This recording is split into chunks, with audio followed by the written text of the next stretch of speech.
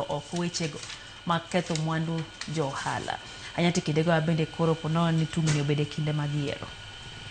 Erokamano ahinya Lydia kuma kaki kele no. Abena neno the kind of security karana security personnel mano bedo deployed Olkalau. Anyalo chako kawacho ni en a normal thing, en gima normal mondo mi uket arita sache mitimo yiero kata king'iyo yiero maduong' mwasebedo kaegi. Usually nitiere polise mabedo deployed polling stations, moko ntiere mana mawuotha nyalo ng'iyo joma undu kata joma dwa kelo weche moko dhi kare. Nitiere bende group moro mantiere koro tallying center ya koro police mano bedo deployed ka.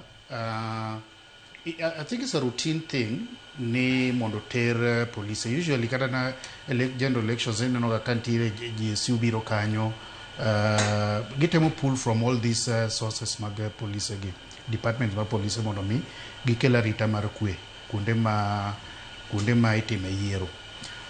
Gimomiyo sirikal para gimomiyo ne gidhi to that extent en gik ma osebedo katimore Olkalau in the past few weeks nyaka ne wach campaign chakre.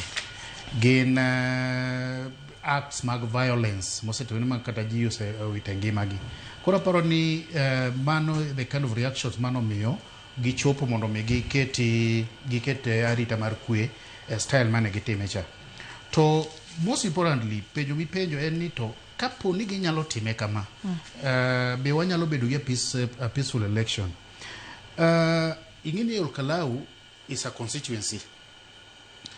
To sani Olkalau nema sirikal focus on. One of the things ma ok nyal timore ni ya kesa mitimo general election mokwongo polise gi ok bi bedo enough to an extent minyalo keti the level mana neno keti kachacha. Gima important ma nyaka wang'i koro kaka jo Kenya en ni mondo mi wawegi wabed the security yani ini won ngi about the security mari ini won cha.